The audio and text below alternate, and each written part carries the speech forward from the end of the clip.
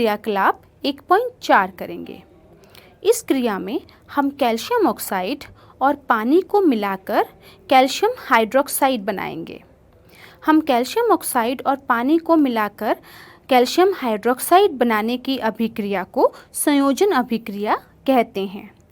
संयोजन अभिक्रिया में दो या दो से अधिक पदार्थ आपस में संयोग करके अर्थात जुड़कर एकल उत्पाद का निर्माण करते हैं। इसे संयोजन अभिक्रिया कहा जाता है।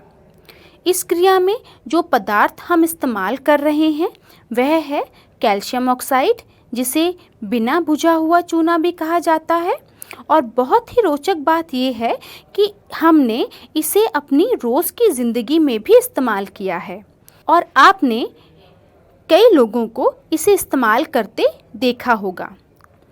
बच्चों, क्या आप जानते हैं कि आपने बिना बुझा हुआ चूना कहाँ इस्तेमाल किया है?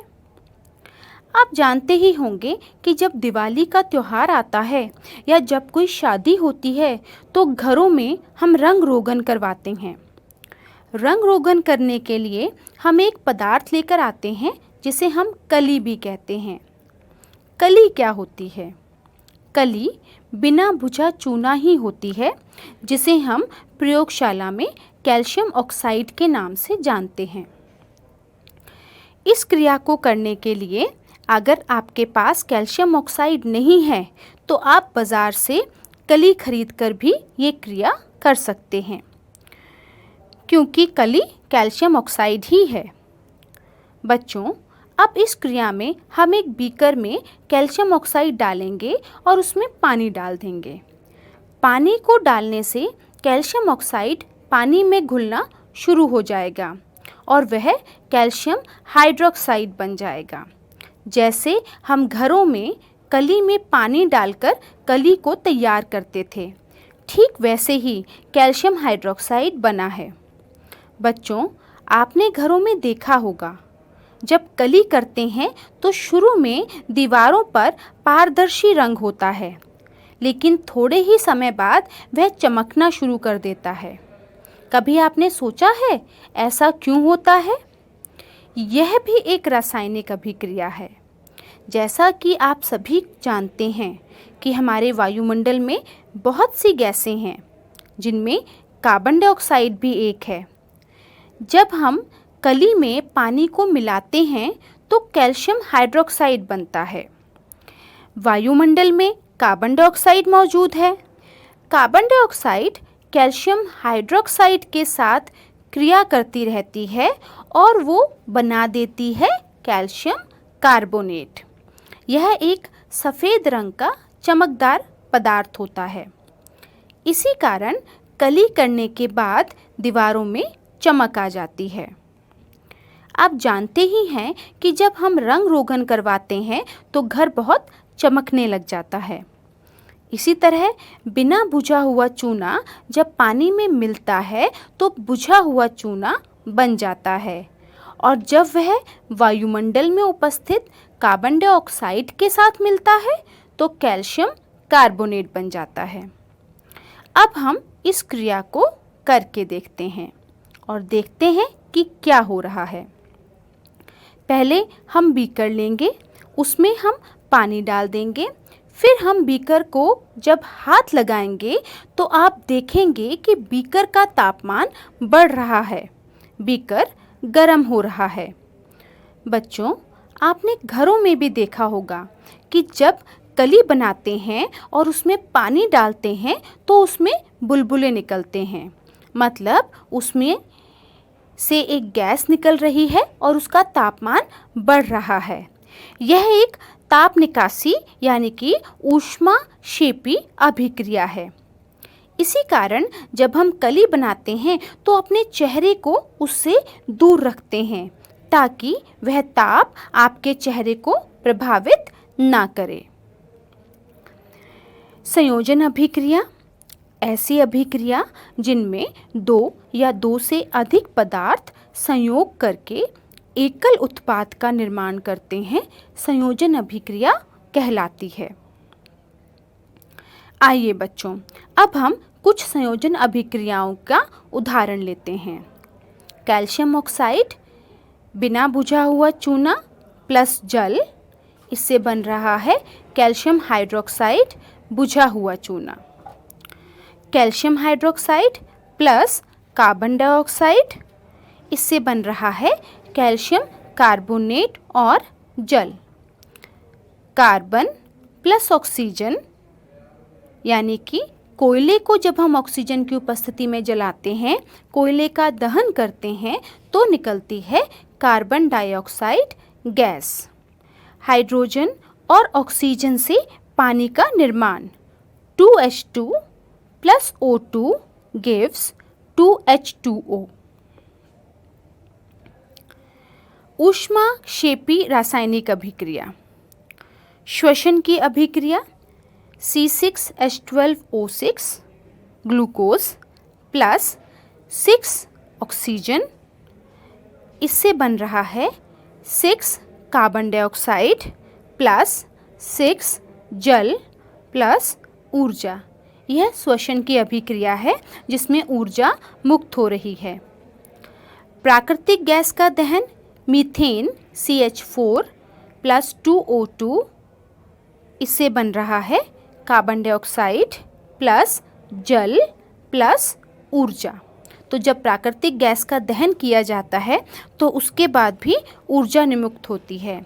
तो वो सभी अभिक्रियाएं जिनमें ऊर्जा निर्मुक्त होती है ऊष्माक्षेपी रासायनिक अभिक्रियाएं कहलाती हैं। बच्चों, अब हम क्रियाकलाप 1.5 करेंगे।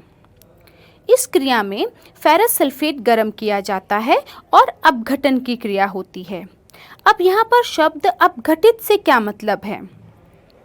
अपघटित या अपघटन होने का मतलब है जब एक पदार्थ एक या एक से ज़्यादा अधिक पदार्थों में टूट जाता है तो उसे अपघटन की अभिक्रिया कहते हैं। इसमें हम देखेंगे कि फेरस सल्फेट टूटकर किन पदार्थों का उत्पादन कर रहा है। इस क्रिया के लिए हमें जो सामग्री चाहिए वह है फेरस सल्फेट हेप्टाहाइड्रेट। इसमें हेप्टा का मतलब है 7। इस यौगिक में पानी के 7 अणु क्रिस्टलीय जल में उपस्थित हैं। इसका फॉर्मूला है FeSO4.7H2O। फेरस सल्फेट का रंग हरा होता है। देखो बच्चों, यह हरे रंग का है। इस क्रिया में हम देखते हैं कि क्या क्या परिवर्तन आएंगे। इस क्रिया के लिए हमें जो सामग्री चाहिए वह है परख नली, होल्डर, स्पैचुला, स्पिरिट लैंप और लिटमस पेपर। इस क्रिया को करने के लिए हम स्पिरिट लैंप लेंगे, उसे जलाएंगे और परख नली में फेरस सल्फेट के कुछ क्रिस्टल डालेंगे। फिर उस परख नली को स्पिरिट लैंप की लपटों पर गर्म करें। अब हम देखेंगे कि इसमें क्या क्या परिवर्तन आ रहा है। इस क्रिया को करते समय परख नली को सावधानी से इस्तेमाल करें और परख नली का मुंह बच्चों के मुंह से दूर रखें। अब आप देख सकते हैं कि परख नली के चारों ओर पानी की कुछ बूंदें आने लगी हैं और यह पानी क्रिस्टलीय जल से निकला है। जब हमने इसे गर्म किया था तो सबसे पहले इसमें पानी के कणों को निकाला और फिर इसका रंग हरे से बदलकर सफ़ेद हो गया। अब आप देख सकते हैं कि पानी की बहुत सी बूंदें परख नली में आ चुकी हैं। आप इसे गर्म करना जारी रखें। जैसा कि आपको पता है, हमने जो पदार्थ लिया था वह था फेरस सल्फेट हेप्टाहाइड्रेट। उसमें 7 अणु पानी के थे जो गर्म करने पर भाप बनकर उड़ गए। अब ये फेरस सल्फेट हेप्टाहाइड्रेट से बदलकर सिर्फ फेरस सल्फेट रह गया है और इसका रंग सफ़ेद हो गया है। और अब हम इसे और भी गर्म करें तो यह और विघटित होगा। इसमें सल्फ़र डाइऑक्साइड और सल्फ़र ट्राइऑक्साइड नामक गैसें उत्पन्न होंगी और पीछे फेरस ऑक्साइड नाम का पदार्थ रह जाता है, जो कि अक्सर हमने सुना है कि जंग होता है। यदि हम इसमें पानी डाल दें, अब इस परख नली में पानी भी मौजूद है और फेरस ऑक्साइड भी मौजूद है, जो कि अंत में जंग का रूप ले लेगा। इससे पहले हम गैसों का स्वभाव देख लेते हैं, जिसके लिए हम लिटमस पेपर का इस्तेमाल करेंगे। सबसे पहले नीले रंग के लिटमस पेपर को परख नली के पास लगाएंगे। अब आप देख सकते हैं कि इसका रंग लाल हो गया है। इसका मतलब है कि यह अम्लीय स्वभाव का है। इससे हमें ये पता चल रहा है कि सल्फर डाइऑक्साइड और सल्फर ट्राइऑक्साइड गैसें अम्लीय स्वभाव की होती हैं। बच्चों, आपने अम्लीय वर्षा के बारे में सुना ही होगा। इनका कारण भी यही गैसें हैं। यह गैसें वायुमंडल में जाकर और वायुमंडल में उपस्थित पानी के साथ मिलकर सल्फ्यूरिक अम्ल और सल्फ्यूरस अम्ल बनाती हैं और वर्षा के साथ मिलकर यह वर्षा को अम्लीय वर्षा बना देती हैं। जो पीछे बचा है वो फेरिक ऑक्साइड है। बच्चों, जब आप इस क्रिया को करोगे तब आपको इन गैसों की गंध महसूस होगी। यह गंध जले हुए सल्फर जैसी होती है। इस गंध को हम एक तरीके से महसूस कर सकते हैं। हम परख नली को अपनी नाक से दूर रखें और हल्के हाथ से अपनी ओर थोड़ा थोड़ा सूंघने की कोशिश करें, तो हमें इसकी गंध आसानी से महसूस होगी। आइए बच्चों, अब हम वियोजन अभिक्रिया के बारे में जानते हैं। इस अभिक्रिया में एकल अभिकर्मक यानी कि कोई एक अभिकारक टूटकर छोटे छोटे उत्पाद बनाता है। इस अभिक्रिया को वियोजन अभिक्रिया कहा जाता है। बच्चों, अब हम क्रियाकलाप 1.6 समझेंगे। इसमें हम अपघटन की क्रिया करेंगे, जिसके लिए लेड नाइट्रेट, परख नली होल्डर, स्पैचुला, स्पिरिट लैंप की आवश्यकता है और आखिर में हमें चाहिए लाल और नीला लिटमस पेपर। अब हम स्पिरिट लैंप की सहायता से परख नली में मौजूद लेड नाइट्रेट को गर्म करेंगे और देखेंगे कि किस प्रकार की गैस बाहर आ रही है। परख नली को होल्डर के साथ पकड़ें और स्पैचुला की सहायता से इसमें लेड नाइट्रेट डालें और इसे स्पिरिट लैंप पर गर्म करें। ध्यान रखें, परख नली का मुंह बच्चों से दूर रहे। इस क्रिया में लेड नाइट्रेट विघटित होकर लेड मोनोऑक्साइड और नाइट्रोजन ऑक्साइड और ऑक्सीजन बनाता है। लेड मोनोऑक्साइड ठोस अवस्था में परख नली में ही मौजूद रहेगा, जबकि नाइट्रोजन डाइऑक्साइड और ऑक्सीजन गैस परख नली से बाहर निकल जाएंगे। जैसे हमने पिछली क्रिया में सल्फर डाइऑक्साइड और सल्फर ट्राइऑक्साइड को देखा, जिनका कोई रंग नहीं था। इस क्रिया में ऑक्सीजन गैस जो निकल रही है उसका भी कोई रंग नहीं है, लेकिन जो नाइट्रोजन डाइऑक्साइड है उसका हल्का सा रेडिश ब्राउन लाल भूरा रंग है। देखो बच्चों, आपको यह रंग बाहर आता दिखाई दे रहा है, दिख रहा है ना? इस गैस का स्वभाव जानने के लिए हम लिटमस पेपर का इस्तेमाल करेंगे। अब हम नीले रंग के लिटमस पेपर को परख नली में डालकर देखेंगे। यह तो लाल हो गया। इसका मतलब यह है कि इस गैस का स्वभाव भी अम्लीय है। अब हम लाल लिटमस पेपर को डालकर देखते हैं। इस पर कोई प्रभाव नहीं पड़ा, तो इससे यह पता चलता है कि जो नाइट्रोजन डाइऑक्साइड गैस निकल रही है वह अम्लीय स्वभाव की है और यह गैस वायुमंडल में पानी के साथ अभिक्रिया करके नाइट्रिक एसिड बनाती है। अब इससे ये स्पष्ट होता है कि लेड नाइट्रेट विघटित होकर लेड मोनोऑक्साइड और नाइट्रोजन डाइऑक्साइड और हाइड्रोजन जैसी गैसें बनाता है। प्यारे विद्यार्थियों, हम सभी पानी का इस्तेमाल पीने के लिए, कपड़े धोने के लिए, बर्तन साफ करने के लिए करते हैं। कभी आपने सोचा कि ये पानी बना कैसे है।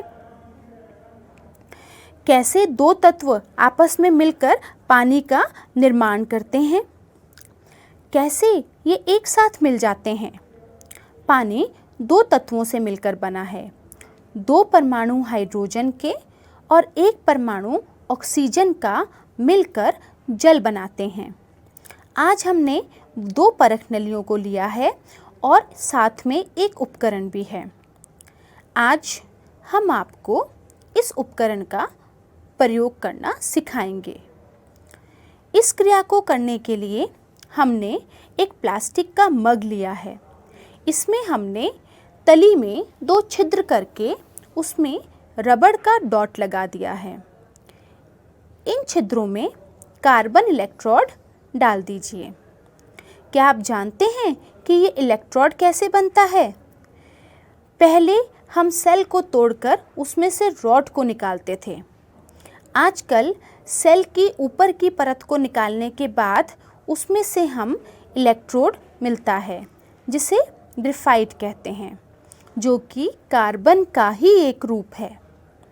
हम इस मग को बिल्कुल ऊपर तक पानी से भर लेते हैं। इसके बाद हम बैटरी एलिमिनेटर का प्रयोग करेंगे। इसकी इनपुट में एसी करंट है और इसके आउटपुट में डीसी करंट है। यह बैटरी करंट का स्रोत है। इस एक्सपेरिमेंट को करने के लिए सबसे पहले पानी की आवश्यकता है। पानी हाइड्रोजन और ऑक्सीजन से मिलकर बना है। जब हम इसमें से बिजली को यानी कि करंट को पास करेंगे तो क्या संभावना होगी? जो पानी शुद्ध होगा उसमें से करंट पास होने पर कुछ नहीं होगा। यदि हम उस पानी में थोड़ा सा नमक या अम्ल डाल दें तो उस पानी में से करंट आसानी से पास होगा और इसके परमाणु अलग अलग होना शुरू होंगे। जब हम इसमें से करंट पास करेंगे तो पानी का अपघटन शुरू हो जाएगा और एक इलेक्ट्रोड के ऊपर हाइड्रोजन गैस बनना शुरू होगी और दूसरे इलेक्ट्रोड पर ऑक्सीजन गैस बनेगी। हम इस बैटरी में देखते हैं कि इस बैटरी के जो दो टर्मिनल्स हैं, एक पॉजिटिव टर्मिनल और एक नेगेटिव टर्मिनल। पॉजिटिव टर्मिनल को हम एनोड कहते हैं और नेगेटिव टर्मिनल को हम कैथोड कहते हैं। एक तार को हमने एक टर्मिनल से जोड़ दिया। लाल वाला टर्मिनल एनोड होता है और काले वाला कैथोड। अब आप इसमें देखते हैं कि यहाँ से गैस बनना शुरू हो गई है। जल में कुछ सल्फ्यूरिक अम्ल की बूंदें डाल दीजिए। इसमें से पानी के बुलबुले बनना शुरू हो जाएंगे। जल से भरी दो अंशांकित परख नलियों को दोनों कार्बन इलेक्ट्रोड्स के ऊपर उल्टा करके रख दीजिए। हम इस परख नली को ऊपर तक क्यों भरते हैं? इसका कारण है कि जो गैस वो पानी को डिस्प्लेस करके यानी कि अपनी जगह से हटाकर खुद उसकी जगह पर आएगी। यदि परख नली पहले से ही खाली होगी तो गैस की मात्रा का सही से ज्ञान नहीं होगा। जैसे जैसे गैस ऊपर जाएगी पानी नीचे की तरफ आता जाएगा। अब आप देख सकते हैं कि कैथोड की ओर गैस के बबल्स या बुलबुले बनना शुरू हो गए हैं, जबकि दूसरी तरफ बबल्स बनना अभी शुरू नहीं हुए हैं।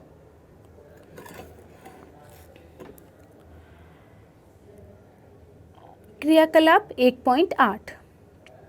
सूर्य के प्रकाश में श्वेत रंग का सिल्वर क्लोराइड धूसर रंग का हो जाता है।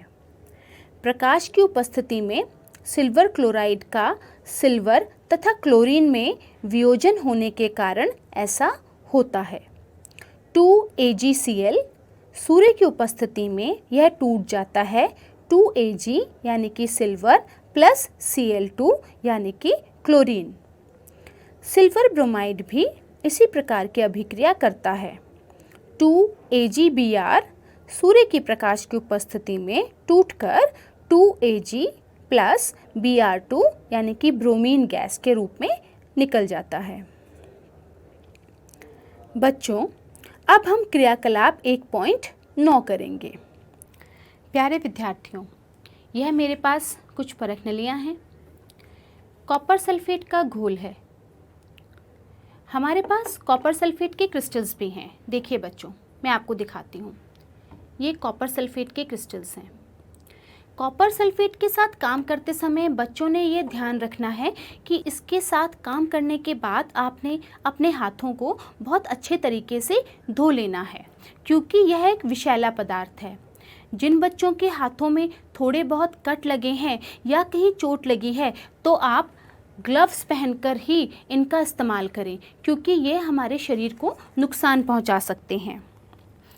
अध्यापक इस बात का पूरा ध्यान रखें कि आज जो हम क्रिया करेंगे उसे विस्थापन अभिक्रिया कहते हैं, और इस अभिक्रिया में जिन बच्चों के हाथों में कोई समस्या है वो बच्चे दूर से बैठकर इस अभिक्रिया को देखें या ग्लव्स का इस्तेमाल करें। जब भी कोई खेल का कोच अपनी टीम बनाते समय अच्छे खिलाड़ियों को टीम में शामिल करता है और कमज़ोर खिलाड़ियों को टीम से निकाल देता है, ठीक उसी तरीके से धातुओं की भी एक सक्रियता श्रेणी होती है। हम देखते हैं कि जो ज़्यादा सक्रिय धातु होते हैं वो कम सक्रिय धातुओं को हटाकर उनकी जगह ले लेते हैं।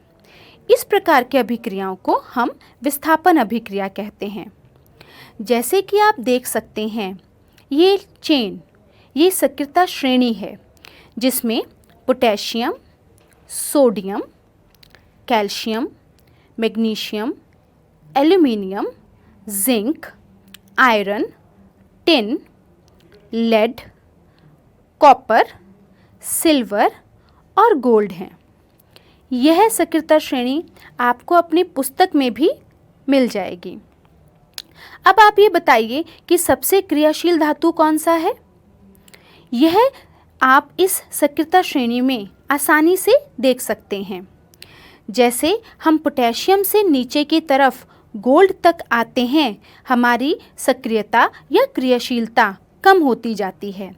तो पोटेशियम सबसे ज़्यादा क्रियाशील धातु है और गोल्ड सबसे कम क्रियाशील धातु है। जैसे हम जो गहने पहनते हैं वो सोने के यानी कि गोल्ड के बने होते हैं, जो सबसे कम क्रियाशील धातु है। इसी कारण वह लंबे समय तक खराब नहीं होता। हम ये अक्सर सुनते हैं कि यह चीज़ सोने जैसी है। ऐसा हम क्यों कहते हैं? क्योंकि सोना एक तो बहुत कीमती है और दूसरा सबसे कम सक्रिय होने की वजह से ये लंबे समय तक खराब नहीं होता। इसलिए ये कहा जाता है कि यह चीज़ सोने जैसी है। जैसे कि वो दोस्त जो हर समय आपके साथ होता है, आपके दुख में, आपके सुख में, ऐसे दोस्तों को हम क्या कहते हैं? सोने जैसा दोस्त।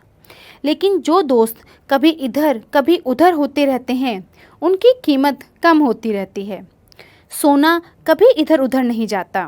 वह ना तो गैसों से कोई अभिक्रिया करता है, ना ही वायुमंडल में उपस्थित किसी अन्य पदार्थ से आसानी से क्रिया करता है। इसी कारण वह सदैव चमकता रहता है और उसकी कीमत भी ज़्यादा होती है। इसके विपरीत पोटेशियम बहुत ही क्रियाशील धातु है। इसके कारण इसे तेल में डुबोकर रखा जाता है।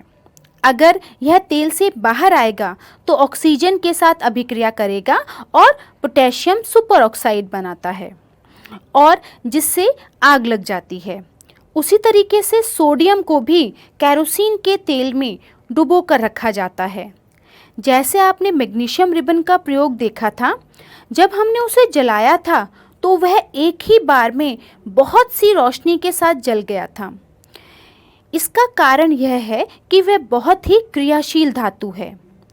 उसके बाद हम एल्यूमिनियम और जिंक के बारे में देखते हैं।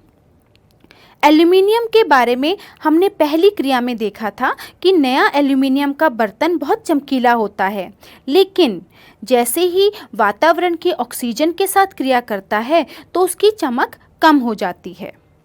अब हम जिंक, आयरन और कॉपर के बारे में देखेंगे।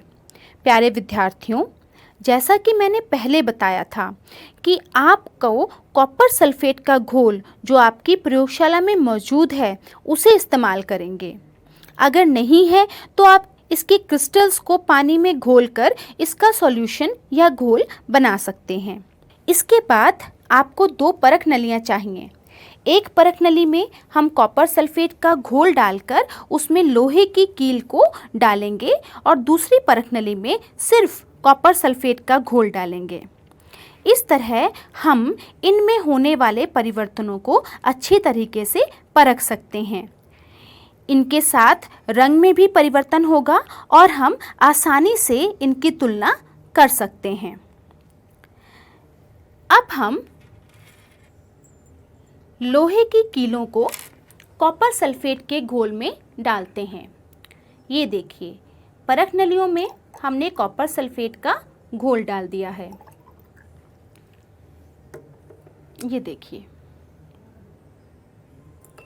इसमें अब हम एक लोहे की कील को धागे के साथ लटका देंगे।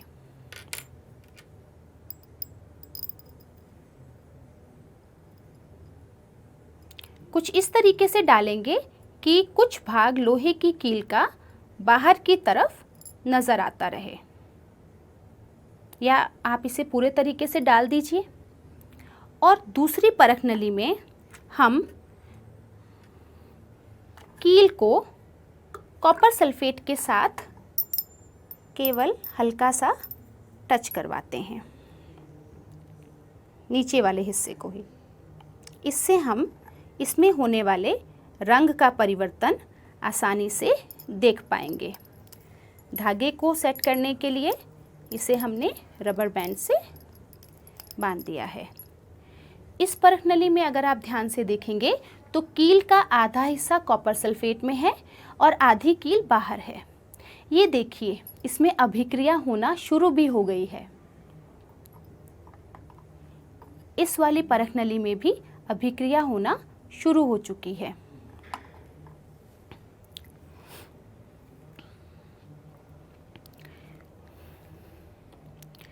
इन दोनों परख नलियों को अब हम एक बीकर में रख देते हैं।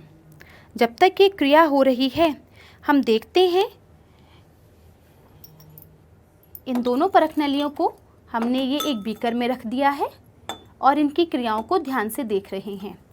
तब तक हम एक और परख नली ले रहे हैं और उसमें भी हम कॉपर सल्फेट का घोल डाल देते हैं।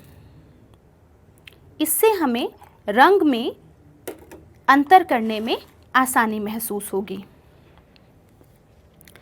अब हम एक और परख नली लेते हैं, उसमें भी कॉपर सल्फेट का घोल डाल देते हैं। फिर हम इसमें जिंक के दाने डालेंगे। तो बच्चों, क्या होगा इसमें? जिंक जो है वो कॉपर को हटाकर उसकी जगह ले लेगा और जिंक सल्फेट बन जाएगा। ऐसा इसलिए हुआ क्योंकि जिंक कॉपर से ज़्यादा क्रियाशील है, इसलिए वह कॉपर को हटाकर उसकी जगह आकर जिंक सल्फेट बना देता है, जो कि सफ़ेद रंग का होता है और कॉपर पाउडर के रूप में परख नली के नीचे बैठ जाएगा। बच्चों, जिंक, कैडमियम और मरकरी ऐसे लवण हैं, ऐसे सॉल्ट्स हैं जो कि सफ़ेद रंग के होते हैं, लेकिन ट्रांजिशनल एलिमेंट्स के रंग रंगदार होते हैं। जैसे कॉपर सल्फेट का रंग नीला होता है और फेरस सल्फेट का रंग हरा होता है, लेकिन जिंक सल्फेट का रंग सफ़ेद होता है। देखिए बच्चों, जिंक का रंग काला होना शुरू हो गया था। यह पहले कौन से रंग का था? बिल्कुल सही, यह पहले सिल्वर रंग का था। जैसे ही हमने इसे कॉपर सल्फेट के घोल में डाला, यह काला होना शुरू हो गया, क्योंकि इसके ऊपर तांबे की धातु की परत इकट्ठी हो गई। क्योंकि इसके ऊपर तांबे की परत, कॉपर की परत जमना शुरू हो गई है, जो कि कॉपर के रंग की होती है, तो अंत में यह घोल सफ़ेद रंग का हो जाएगा। अब हम पहले की अभिक्रिया को भी देख लेते हैं। वह परख नली जिसमें कुछ देर पहले हमने कीलों को डाला था, अगर आप ध्यान से देखें तो इन परख नलियों में घोल का रंग जो है वो धीरे धीरे हरा होना शुरू हो गया है और अगर हम इसमें से कील को निकालकर बाहर देखें तो आप देखेंगे, ये देखिए, ये कील को बाहर निकाला तो जो हमारी कील थी ये आधी हमने कॉपर सल्फेट के घोल में डाली थी। तो आप ध्यान से देखेंगे कि इस कील के ऊपर ये कॉपर की परत जमना शुरू हो गई थी। इससे हमें ये पता लग रहा है कि आयरन, लोहा कॉपर से ज़्यादा सक्रिय है और ज़्यादा सक्रिय होने की वजह से वो कॉपर को उसके विलयन से, लवण से निकाल देता है। ये देखिए, ये वाली कील का रंग भी चेंज हो गया है और अगर हम कॉपर सल्फेट के घोलों की तुलना करें तो इस घोल का रंग गाढ़ा है और यह घोल हल्का हल्का हरा होना शुरू हो चुका है। तो इस प्रकार की अभिक्रिया में आपने देखा कि आयरन ने कॉपर को हटाकर उसकी जगह ले ली और वो आयरन सल्फेट बन गया और कॉपर लोहे की कीलों के ऊपर जम गया।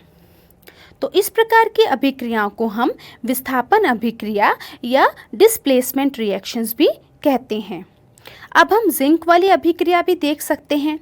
जिंक ने कॉपर को हटाकर उसकी जगह लेकर पानी का रंग अलग कर दिया है। अब इस रंग को कॉपर सल्फेट के रंग के साथ तुलना करके देख सकते हैं। जिंक ने जिंक सल्फेट बनाकर कॉपर को हटा दिया और इसीलिए इस अभिक्रिया को विस्थापन अभिक्रिया कहते हैं। क्रियाकलाप 1.10। इस क्रिया में द्विविस्थापन अभिक्रिया को दर्शाया गया है। द्विविस्थापन में हम दो अलग अलग सॉल्ट लेते हैं और फिर वह सॉल्ट अपने अपने आयनों का आदान प्रदान कर लेते हैं।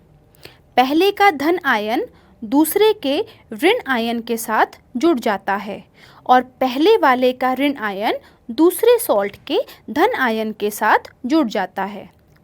इसी प्रकार अभिकारकों के बीच आयनों के आदान प्रदान को हम द्विविस्थापन अभिक्रिया कहते हैं। इसके लिए सोडियम सल्फेट और बेरियम क्लोराइड के लवणों की आवश्यकता है, जिससे हम अपना घोल तैयार करेंगे। घोल तैयार करने के लिए हम एक बीकर में स्पैचुला की सहायता से सोडियम सल्फेट सॉल्ट को डालेंगे और उसमें पानी मिलाएंगे। स्टिरर की सहायता से उसे अच्छी तरह मिला लीजिए। फिर इसी तरह दूसरे बीकर में बेरियम क्लोराइड का सॉल्ट डालेंगे और उसे भी पानी में स्टिरर की सहायता से अच्छी तरह से घोलकर अपना घोल तैयार कर लेंगे। हमने देखा है कि दोनों ही पदार्थ पानी में घुलनशील हैं। अब हम ड्रॉपर की सहायता से एक सॉल्ट के घोल को दूसरे में मिक्स करेंगे। इसमें हम बेरियम क्लोराइड के घोल को ड्रॉपर की मदद से सोडियम सल्फेट के घोल में डालना शुरू करेंगे। विद्यार्थियों, ध्यान से देखिए, आपको इसमें सफ़ेद धुआं दिखाई दे रहा है, जो कि बेरियम सल्फेट नाम का पदार्थ बनेगा, जो कि पानी में कम घुलनशील होगा और यह द्विविस्थापन की अभिक्रिया के कारण हो रहा है। कुछ समय तक बीकर को ऐसे ही रहने दीजिए तो बेरियम सल्फेट का पदार्थ बीकर के नीचे इकट्ठा होना शुरू हो जाएगा। इस प्रकार आयनों के आदान प्रदान से इस अभिक्रिया में द्विविस्थापन अभिक्रिया हुई। किसी भी पदार्थ का किसी अभिक्रिया में नीचे इकट्ठा हो जाना अवक्षेपण अभिक्रिया भी कहलाती है और नीचे इकट्ठे हुए पदार्थ को अवक्षेप कहते हैं। उपचयन व अपचयन। कॉपर चूर्ण युक्त चाइना डिश। कॉपर चूर्ण की सतह पर कॉपर ऑक्साइड की काली परत चढ़ जाती है। यह काला पदार्थ क्यों बना? यह कॉपर ऑक्साइड कॉपर में ऑक्सीजन के योग से बनता है। 2 कॉपर प्लस ऑक्सीजन, जब इसको गर्म किया जाता है तो यह बन जाता है कॉपर ऑक्साइड। यदि इस गर्म पदार्थ के ऊपर हाइड्रोजन गैस प्रवाहित की जाए तो सतह की काली परत भूरे रंग की हो जाती है, क्योंकि इस स्थिति में विपरीत अभिक्रिया संपन्न होती है तथा कॉपर प्राप्त होता है। कॉपर ऑक्साइड प्लस हाइड्रोजन गर्म करने पर कॉपर प्लस जल। अभिक्रिया के समय जब किसी पदार्थ में ऑक्सीजन की वृद्धि होती है तो हम कहते हैं कि उसका उपचयन हुआ है। जब किसी अभिक्रिया में या किसी पदार्थ में ऑक्सीजन का ह्रास होता है या ऑक्सीजन की कमी होती है तो हम कहते हैं कि उसका अपचयन हुआ है। किसी भी अभिक्रिया में एक अभिकारक उपचयित तथा दूसरा अभिकारक अपचयित होता है। इन अभिक्रियाओं को उपचयन, अपचयन या रिडॉक्स अभिक्रियाएं भी कहा जाता है। संक्षारण। लोहे की नई नई वस्तुएं आपने देखी होंगी। लोहे की नई वस्तुएं कितनी चमकदार होती हैं, लेकिन थोड़े ही समय पश्चात उसके ऊपर एक ब्राउन से रेड कलर की रेड लालिमा युक्त एक परत चढ़ जाती है, जिसे हम लोग कहते हैं लोहे के ऊपर जंग लगना या संक्षारण। ये जंग क्यों लगता है? क्योंकि जब लोहा ऑक्सीजन और नमी के संपर्क में आता है तो वह उपचयित हो जाता है, उसका उपचयन हो जाता है और उस उपचयन की वजह से लोहे के ऊपर जंग लग जाता है, या हम कहते हैं कि लोहा संक्षारित हो जाता है। संक्षारण हमें और भी कई धातुओं में देखने को मिलता है, जैसे कि चांदी में, तांबे में और कांसे में। विकृत गंधिता। तेल या वसायुक्त पदार्थ ऑक्सीजन के संपर्क में आने पर उपचयित हो जाते हैं और विकृत गंधिता उत्पन्न होती है।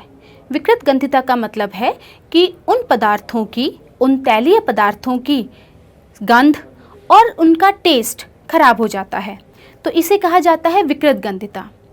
विकृत गंधिता में क्या होता है, जो भी हमारे तैलीय पदार्थ हैं वो जब ऑक्सीजन के कांटेक्ट में आते हैं, ऑक्सीजन के संपर्क में आते हैं तो उपचयित हो जाते हैं। इसे रोकने के लिए जो भी फूड पैकेट्स आते हैं या जो भी बाहर से खाने का सामान आता है उसमें प्रतिऑक्सीकारक पदार्थ मिलाए जाते हैं।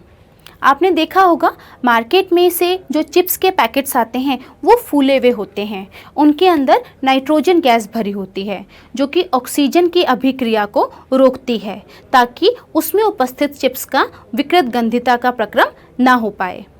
इसी तरीके से विकृत गंधिता को रोकने के लिए हम अपने खाद्य पदार्थों को बिल्कुल एयर टाइट बॉक्सेस में भी रख सकते हैं या उनमें प्रतिऑक्सीकारक पदार्थ मिला सकते हैं, ताकि वो हवा के ऑक्सीजन के संपर्क में ना आ पाए और विकृत गंधिता ना हो पाए। बच्चों, इसी के साथ हमारा विज्ञान का पहला अध्याय रासायनिक अभिक्रियाएं और समीकरण समाप्त होता है।